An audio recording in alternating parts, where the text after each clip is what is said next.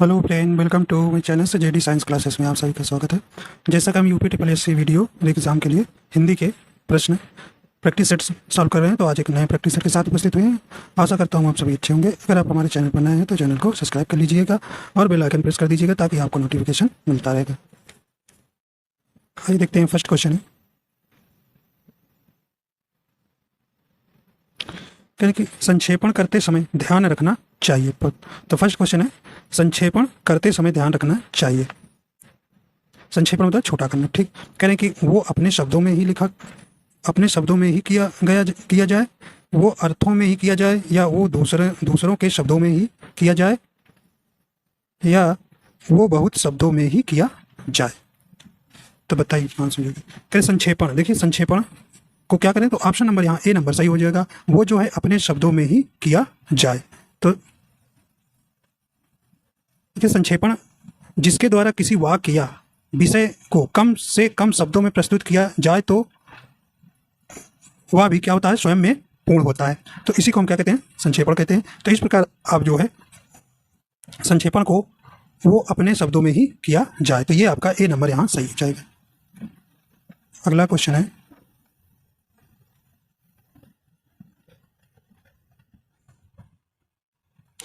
हिंदुस्तानी साहित्य का इतिहास लिखने वाले गर्सा द तासी किसके विद्वान थे। कहने कि अंग्रेजी के, फ्रांसीसी के, स्पेनिश के या जर्मन के।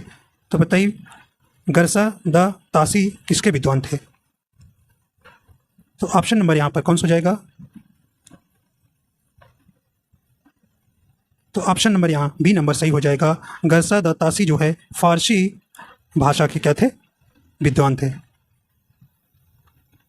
अगला देखिए, करें कि निम्नलिखित में से किसका प्रयोग केवल बहुवचन में होता है। करें कि लड़का, घोड़ा, नारी।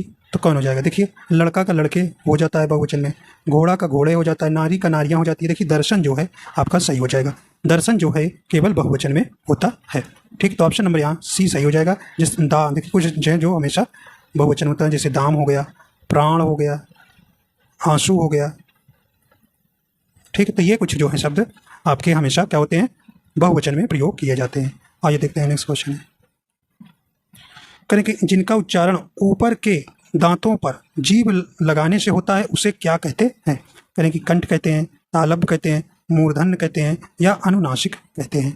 कौन सा हो जाएगा ये, तो ऑप्शन नंबर यहाँ पर बी नंबर सही हो जाएगा। बी नंबर सही हो जाएगा, उसे क्या कहेंगे, दंत कहते हैं। तो ऑप्शन नंबर बी हो जाएगा। दंत के अंतर्गत कौन आते हैं, ता वर्ग आता है। क्या भाई, ता वर्ग आपका आता है। ता वर्ग ता, थ, द, ध, ना, और जो है ला भी आता है, और साधारण शा भी आता है, ठीक है। तो इस प्रकार आपका यहाँ बी नंबर सही हो जाएगा। देखिए आपको यहाँ याद रखना है का, के, टी, एम, डी और वी।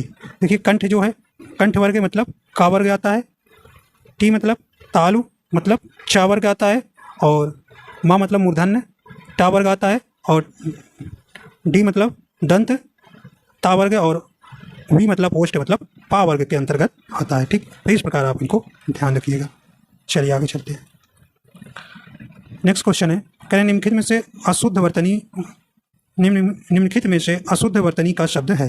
करें कि ज्योत्सना, अहल्या, मिष्ठान या अंतर्धान। कौन सा हो जाएगा, तो ऑप्शन नंबर यहाँ अशुद्ध आपको बताना है, तो option number A C number क्या है, अशुद्ध है। तो मिष्ठान कैसे लिखा जाएगा, ये आपका सही हो जाएगा। ठा नहीं होता, आपका यहाँ टा हो जाएगा। तो ऑप्शन नंबर यहाँ पे कौन सा हो जाएगा, सी नंबर में एरर है, ठीक। सी नंबर जो है अशुद्ध वर्तनी वाला शब्द है। अगला है, कहें कि निम्न नामों में से एक की वर्तनी अशुद्ध है। कौन सी, कहें कौशल्या, मैथिली शरण गुप्त, मेघनाद या राहुल सांस्कृत्यायन। कौन सा हो जाएगा एरर, तो ऑप्शन नंबर यहाँ डी नंबर में एरर है, जो है सांस्कृत्यायन में आपको गलती है, ठीक है। इसका सही हो जाएगा ये सांस्कृत्यायन जो है सही हो जाएगा। तो ये आधा सा जो लगा है यहाँ से, इसलिए गलती है, ठीक है। चलिए आगे चलते हैं। कह रहे हैं कि सूक्ति का सही संधि विच्छेद बताइए। सही संधि विच्छेद बताना है। कौन कह रहे हैं, सु प्लस उक्ति, सु प्लस उक्ति, या सूक्त प्लस ई, या सु प्लस की। कौन सा हो जाएगा, तो ऑप्शन नंबर यहाँ ए नंबर सही हो जाएगा। सु प्लस उक्ति, सु प्लस उक्ति जो है आपका यहाँ सही हो जाएगा। तो ऑप्शन नंबर ए सही हो जाएगा। देखिए छोटा ऊ मिलकर क्या बन गया है, बड़ा ऊ हो जाता है। यहाँ पे आपका दीर्घ स्वर संधि है। क्या है? दीर्घ स्वर संधि है। ठीक है, आइए आगे चलते हैं। ये सु है। चलिए करें कि अभि प्लस उदय की संधि विच्छेद है, संधि कीजिए। तो अभि प्लस उदय करें, अभ्युदय या अभ्योदय या अभि उदय या अभि उदय, कौन सा हो जाएगा? तो ऑप्शन नंबर 8 का कौन सा हो जाएगा? ए नंबर सही हो जाएगा। अभि प्लस उदय का अभ्युदय होता है, अभि प्लस उदय का अभ्युदय होता है। और इसमें कौन सी संधि है? यण स्वर संधि है। ठीक, आइए देखते हैं अगला। नेक्स्ट क्वेश्चन कह रहे हैं कि देशभक्ति में समास है, देशभक्ति में समास है। करें द्वंद्व समास, द्विगु समास, तत्पुरुष समास या अव्ययी भाव समास। तो ऑप्शन नंबर यहाँ पे सी नंबर सही हो जाएगा। तत्पुरुष समास है, तत्पुरुष समास है। ठीक, तो देशभक्ति का मतलब होता है देश के लिए भक्ति, इसका समास विग्रह करेंगे तो देश के लिए भक्ति। ठीक है, तो इस प्रकार यहाँ पर सी नंबर सही हो जाएगा, सी नंबर। तो देखिए तत्पुरुष समास क्या होता है? तत्पुरुष समास में जो है अंतिम पद क्या होता है? प्रधान होता है, अंतिम पद प्रधान होता है।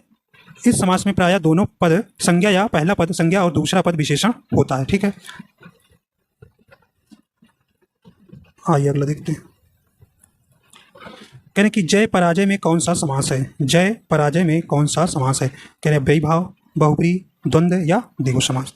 तो जय पराजय में कौन सा? देखिए इसका समास विग्रह करेंगे तो क्या होगा? जय और पराजय, जय और पराजय, जय और पराजय। ठीक है, तो आप देखिए और किस में आता है? तो विग्रह तो आपका द्वंद्व समास में आता है। तो ऑप्शन नंबर यहाँ सी सही हो जाएगा, जिसमें दोनों पद प्रधानों और इनका विग्रह करने पर योजक चिन्ह और में परिवर्तित हो जाता है, तो इसे हम द्वंद्व समास कहते हैं। ठीक है,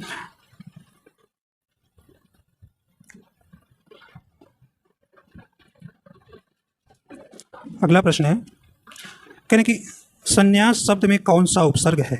कहने कि सम, ये वाला सम की सन या यास, तो कौन सा हो जाएगा? तो ऑप्शन नंबर यहाँ पर ए नंबर सही हो जाएगा। सम जो है संन्यास शब्द में यहाँ पर सम अम्मा और हलंत रहेगा, तो ये आपका सही हो जाएगा और ये वाला आपका गलत हो जाएगा। तो इस प्रकार ए नंबर यहाँ सही हो जाएगा।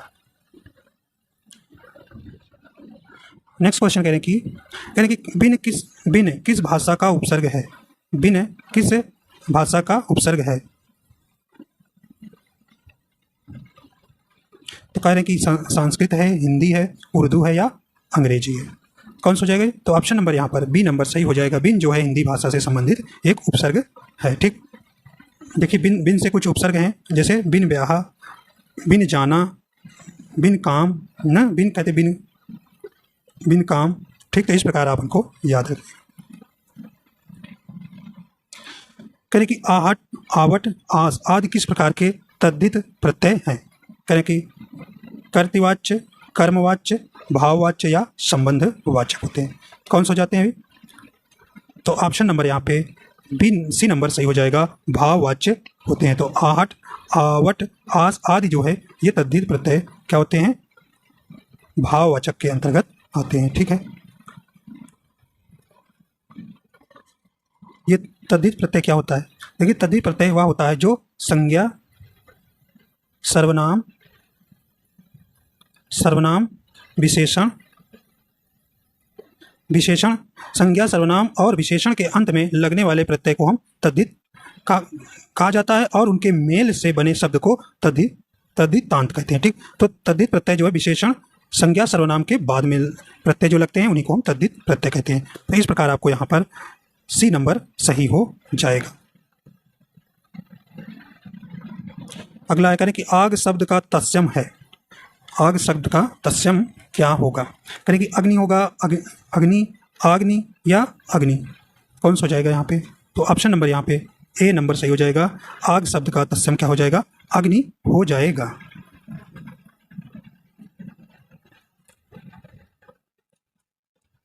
अगला है करें कि निम्नलिखित में कौन सा शब्द तद्भव है?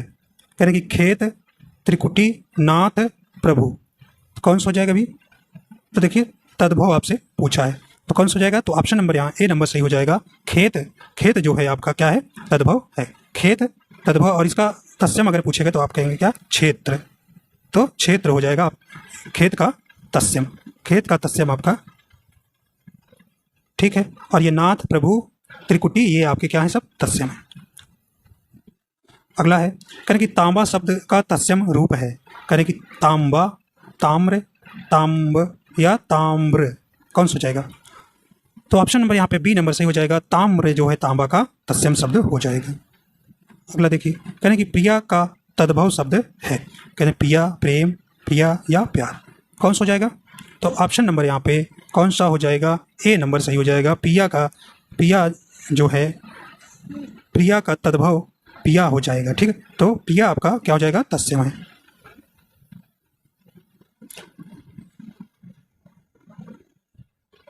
अगला है हमारे देश में जयचंदों की कमी नहीं है, में जयचंदों संज्ञा के किस भेद के अंतर्गत आता है?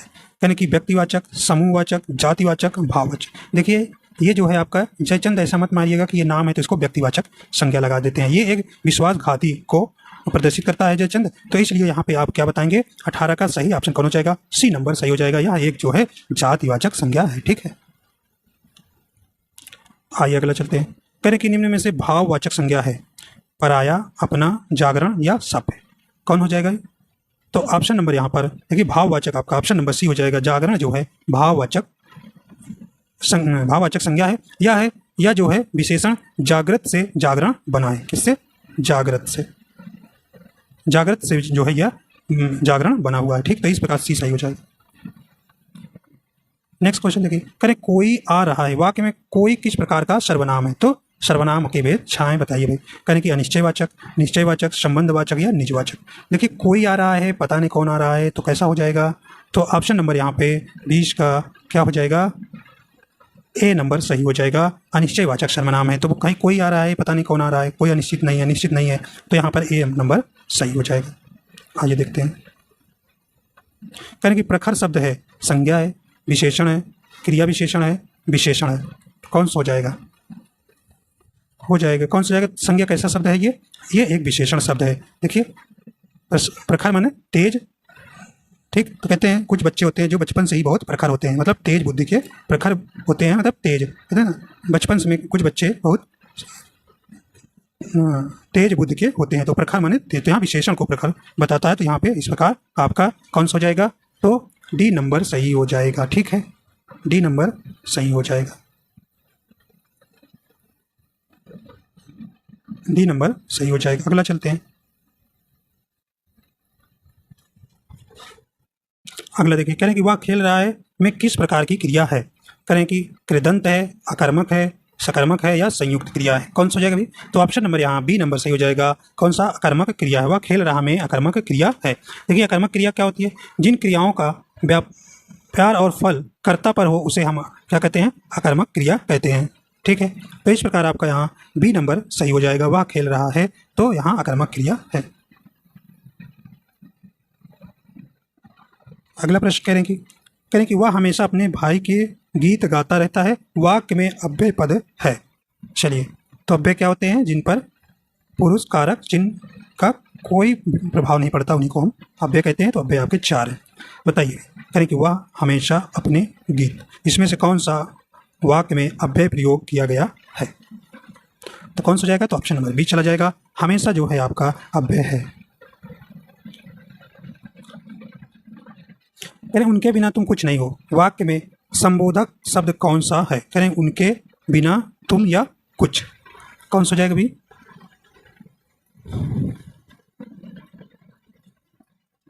कौन सा जाएगा? तो ऑप्शन नंबर यहाँ बी सही हो जाएगा। जो बिना जो शब्द है वह जो है संबंध बोधक शब्द है।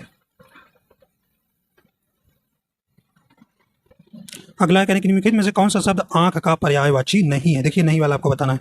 करें कि अच्छ, देखिए अच्छ भी है, नयन भी है, दीर्घ भी है, तो ऑप्शन नंबर दीर्घम्बु नहीं, तो ऑप्शन नंबर यहाँ डी नंबर सही हो जाएगा। डी नंबर सही हो जाएगा। ये जो है दीर्घम्ब जो है ये किसका पर्यायवाची है? तो ये आंसू का है। किसका है भाई? आंसू का है, ठीक है। तो इस प्रकार आपका डी यहाँ सही हो जाएगा। ठीक, तो ये आँख को और क्या कहते हैं? देखिए, नेत्र भी कहते हैं और लोचन भी कहते हैं, ठीक, और चक्षु भी कहते हैं। तो इस प्रकार आप इनको याद रखिए। चलिए, तो ऑप्शन नंबर कौन सा हो जाएगा? डी नंबर सही हो जाएगा। नेक्स्ट क्वेश्चन करें कि देवता का पर्यायवाची शब्द है, करें कि विबुध, अतनु, जीवन, पति या कोविद, कौन सा हो जाएगा? तो ऑप्शन नंबर यहाँ पर ए नंबर चला जाएगा। तो ए नंबर देवता का पर्यायवाची शब्द विबुध हो जाएगा, तो ए नंबर आपका यहाँ सही हो जाएगा। ठीक है, लेकिन इन्हें देव भी कहते हैं, देवता को देव भी, सुर भी कहते हैं, अमर भी कहते हैं, निर्जर भी कहते हैं, अजर भी कहते हैं, ठीक है, और इन्हें भगवान भी कहते हैं। देखिए बी नंबर जो का अतुल किसका पर्यायवाची है? ये कामदेव का पर्यायवाची है। ठीक है, कामदेव का पर्यायवाची है। और जीवन पति में ना ये यम का है, और कोविद किसका है? ये पंडित का। कोविद किसका पर्यायवाची है? पंडित का पर्यायवाची है। ठीक है, अगला देखिए, करें कि अवर का विलोम शब्द है, लघु, प्रवर, सुअर या कनिष्ठ, कौन सा हो जाएगा भाई? तो ऑप्शन नंबर यहाँ पर बी नंबर सही हो जाएगा। प्रवर जो है अवर का विलोम शब्द है। ठीक है, और कनिष्ठ किसका? ये ज्येष्ठ शब्द का विलोम है। ठीक है, चलिए अगला है, करें कि भय का विलोम है, निर्भय, निर्दय, करुण, निडर, कौन सा हो जाएगा? तो ऑप्शन नंबर यहाँ ए नंबर सही हो जाएगा, निर्भय। तो भय का जो विलोम है वो निर्भय हो जाएगा। और देखिए, निडर किसका विलोम है? ये डर का है। ठीक है, किसका है? डर का है। ठीक, अब करुण का विलोम क्या है? निष्ठुर, निष्ठुर। ठीक है, निष्ठुर हो जाएगा। तो इस प्रकार आपका यहाँ ए नंबर सही हो जाएगा। नेक्स्ट क्वेश्चन है, करें कि निरंतर स्पेस करने से कामयाबी जरूर हासिल होती है, रिक्त स्थान के लिए उचित प्रयोग करिए। करें कि हंगामा करने से नहीं, करें कि कार्य करने से, सही नहीं बैठेगा, चित्कार से नहीं, तो क्या हो जाएगा? डी नंबर आपका बचा, प्रयास करने से। तो निरंतर प्रयास करने से कामयाबी जरूर हासिल होती है। चलिए अगला देखते हैं। अगला करें कि वायुयान के उतार चढ़ाव से यात्री घबरा गए, पर चालक ने उन्हें किया, तो यहाँ भरना है आपको, क्या हो जाएगा? आश्वस्त किया, संतुष्ट किया, निरस्त किया या विश्वस्त किया, बताइए कौन सा हो जाएगा? तो ऑप्शन नंबर यहाँ पर कौन सा हो जाएगा? ए नंबर सही हो जाएगा। तो आश्वस्त किया। ठीक, अगला है, कह रहे जिसकी कोई उपमा नहीं दी जा सके, जिसकी कोई उपमा ना दी जा सके, वाक्य के लिए एक शब्द होगा, अनुपम होगा, अल्पज्ञ होगा, ज्ञानी या अनुयायी, कौन सा हो जाएगा? तो ऑप्शन नंबर कहाँ हो जाएगा? 31 का ऑप्शन नंबर ए नंबर हो जाएगा, अनुपम होगा। तो ए नंबर आपका सही हो जाएगा। आइए देखते हैं अगला क्वेश्चन। कह रहे जंगल में लगने वाली आग को क्या कहते हैं? जंगल में लगने वाली आग को क्या कहते हैं? कह रहे कि वना आग्नि कहते हैं, या दावा नल कहते हैं, या जठर आग्नि कहते हैं, या बड़वा नल कहते हैं, तो कौन सा हो जाएगा यहाँ पे? तो ऑप्शन नंबर यहाँ पर बी नंबर सही हो जाएगा, दावा नल कहते हैं। दावा नल, देखिए दावा नल को दावा अग्नि भी कहते हैं। ठीक है, दावा अग्नि भी कहते हैं। ठीक है, तो इस प्रकार ये दोनों शब्द आप याद रखिएगा, कोई भी आ सकता है। ठीक है, आइए देखते हैं। और देखिए जठर अग्नि किसे कहते हैं? तो जठरा अग्नि उसे कहते हैं जिसे इसे जठरा नल भी कहते हैं। तो ये जो है कि किसको कहते हैं? जैसे पेट में लगने वाली आग, कहाँ पे? पेट की आग को हम क्या कहते हैं? जठरा अग्नि कहते हैं। ठीक, और देखिए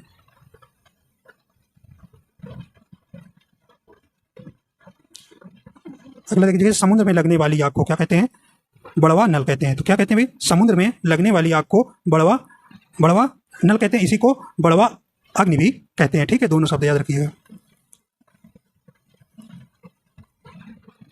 ठीक है, तो इस प्रकार आपको यहाँ पर भी सही हो जाएगा। चलिए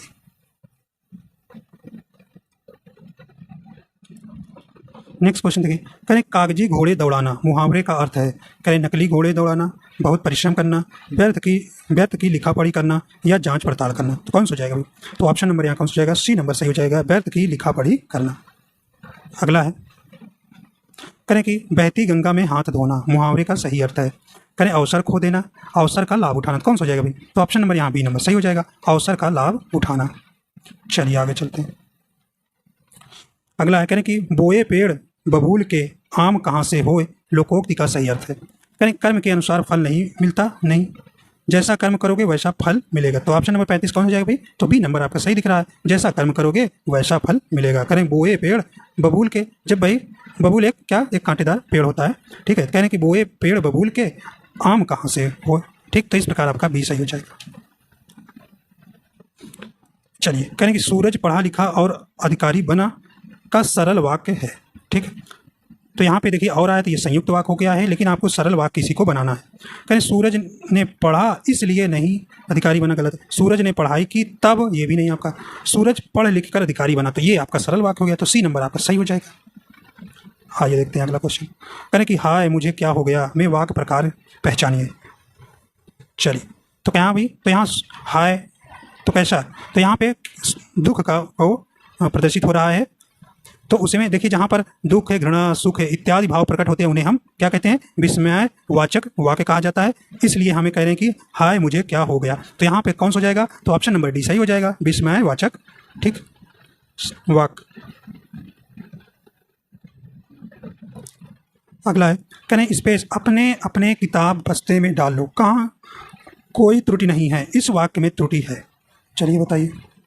करें अपने अपने किताब में बस्ते में डाल लो कोई तो ऑप्शन नंबर ए हो जाएगा। देखिए किताब जो है आपकी स्त्रीलिंग है, और यहाँ अपने अपने नहीं होगा, तो अपनी अपनी किताबें कहाँ हो जाएगा? बस्ते में डाल लो। अपने अपने का स्थान पे अपनी अपनी किताबें हो जाएगा, ठीक। तो यहाँ पे ए नंबर में एरर है। आइए देखते हैं अगला क्वेश्चन। करें जब वाक्य की क्रिया के लिंग वचन पुरुष कर्ता अथवा कर्म के लिंग वचन और पुरुष के अनुसार ना होकर एक वचन पुल्लिंग पुल्लिंग तथा अन्य पुरुष हो, तब वाक्य में कौन सा वाच्य होता है? करें कर्मवाच्य, कृत्यवाच्य, भाववाच्य। तो कौन सा हो जाएगा?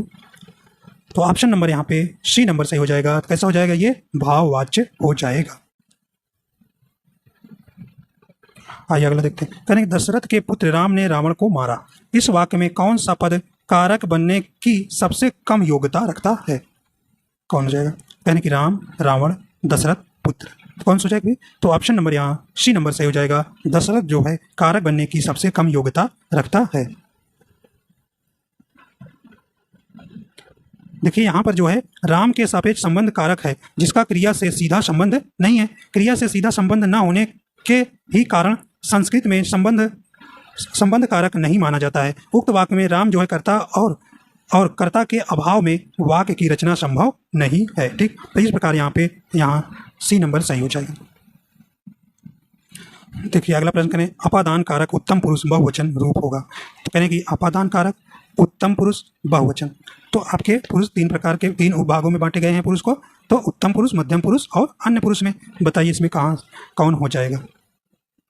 तो ऑप्शन नंबर यहाँ पे जो है बी नंबर सही हो जाएगा, हमसे, ठीक है। तो अपादान कारक जो है उत्तम पुरुष, मैं बहुवचन का रूप क्या होगा? हमसे, ठीक।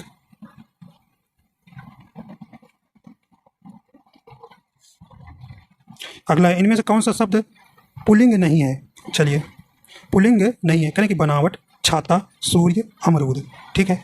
तो पुल्लिंग या स्त्रीलिंग पहचानने के लिए आप वाक्य में क्या लगाएंगे? अंत में विशेषण, जैसे अच्छा और अच्छी, ठीक है। चलिए तो यहाँ पे आपको कौन सा हो जाएगा? कहने की देखिए पुल्लिंग नहीं वाला पूछा है, तो मतलब हमको स्त्रीलिंग इसमें ढूंढना है। चलिए तो कहने बनावट, बनावट के पीछे आप लगाइए बनावट अच्छा होता है या अच्छी होती है? तो बनावट अच्छी, अच्छी के लिए स्त्रीलिंग और अच्छा के लिए आपको क्या बनाना है? पुल्लिंग होता है। तो यहाँ पे यही आपका सही हो जाएगा। तो यही आपका पुल्लिंग नहीं है, तो बनावट क्या है? अच्छी होती है, तो ये स्त्रीलिंग है, ठीक। इस प्रकार आपका ए नंबर सही हो जाएगा, ठीक। और देखिए छाता, छाता अच्छी होती है, अच्छा होता है? छाता अच्छा होता है तो पुल्लिंग है। सूर्य अच्छी होती है, अच्छा होता है, अच्छा होता है तो पुल्लिंग है। अमरूद अच्छी होती है, अच्छा होता है, अमरूद अच्छा होता है, ठीक। तो इस प्रकार आप पहचान लेंगे। यानी कि ब्राह्मण शब्द का स्त्रीलिंग बताइए। ब्राह्मण का शब्द का स्त्रीलिंग आपको यहाँ बताना है। तो कौन सा हो जाएगा भाई? तो ऑप्शन नंबर यहाँ पे सी नंबर सही हो जाएगा, ब्राह्मणी। तो ऑप्शन नंबर सी सही हो जाएगा। अगला है, कहें कि छात्र स्कूल गए थे। इस वाक्य में भूतकाल का कौन सा रूप है? ठीक, भूतकाल के छावेद हैं, बताइए इसमें कौन सा हो जाएगा। कहें कि पूर्व भूतकाल, संदिग्ध भूतकाल, सामान्य भूतकाल या अपूर्ण भूतकाल, कौन हो जाएगा? तो ऑप्शन नंबर यहाँ पे देखिए, छात्र स्कूल गए थे मतलब गए थे, कह रहे पूर्ण हो चुका है, तो कौन सा हो जाएगा? तो ऑप्शन नंबर ए सही हो जाएगा, पूर्ण भूतकाल हो जाएगा। आइए देखते हैं अगला क्वेश्चन। कह रहे हैं कि आज मैंने अधिक केले खा लिए हैं, वाक्य में कौन सा विशेषण है? तो विशेषण आपके 4 हैं, चलिए बताइए इसमें कौन सा हो जाएगा। आज मैंने अधिक केले खा लिए हैं, चलिए तो ये देख, न नंबर कोई दिया है तो बताइए, न कोई गुण इसमें कहे बता रहा है, चलिए तो कैसा हो जाएगा आपका? संख्यावाचक विशेषण हो जाएगा कि गुणवाचक विशेषण की सार्वनामिक विशेषण या परिमाणवाचक विशेषण? तो ऑप्शन नंबर बी हो जाएगा, परिमाणवाचक विशेषण हो जाएगा। ठीक है, तो आज मैंने अधिक केले खा लिए हैं, इसमें परिमाणवाचक विशेषण है। चलिए देखिए, निम्नलिखित विकल्पों में से सही शब्द चुनिए। कहें कि पुनर्जागरण, पुनर्जागरण या पुनर्जागरण या पुनर्जागरण, बताइए कौन सा पुनर्जागरण का सही शब्द हो जाएगा? कौन सा सही शब्द हो जाएगा? तो ऑप्शन नंबर यहाँ सी नंबर सही हो जाएगा, पुनर्जागरण होता है। ठीक है, अगला है, करें कि संथाली भाषा किस भाषा परिवार से संबंधित है? तो संथाली भाषा करें कि भारोपी परिवार से, द्रविड़ परिवार से, ऑस्ट्रिक परिवार से या चीनी तिब्बती परिवार से? तो कौन सा हो जाएगा यहाँ पे? तो ऑप्शन नंबर यहाँ पे सी नंबर चला जाएगा, ऑस्ट्रिक से परिवार से। तो संथाली भाषा जो है ऑस्ट्रिक परिवार से संबंधित है। ठीक, अगला, निम्नलिखित में से एक पश्चिमी हिंदी वर्ग की बोली नहीं है। तो इसमें आपको बताना है पश्चिमी हिंदी वर्ग की कौन सी बोली नहीं है। कन्नौजी, छत्तीसगढ़ी, ब्रज, खड़ी बोली। देखिए ये आपके कन्नौजी है, ब्रज है और खड़ी बोली जो है ये पश्चिमी हिंदी की है, और ये ऑप्शन नंबर यहाँ पे आपका बी नंबर हो जाएगा। छत्तीसगढ़ी जो है यह जो है पश्चिमी हिंदी के अंतर्गत नहीं आती है। तो छत्तीसगढ़ी किसके अंतर्गत आती है? ये पूर्वी हिंदी के अंतर्गत आती है। ठीक, तो यहाँ पे बी नंबर सही हो जाएगा। चलिए बताइए, टेस्टिमोनियल का हिंदी अनुवाद क्या होगा? क्या होगा? कौन सा हो जाएगा? तो ऑप्शन नंबर यहाँ पे सी नंबर सही हो जाएगा, प्रमाण पत्र। अगला क्वेश्चन है,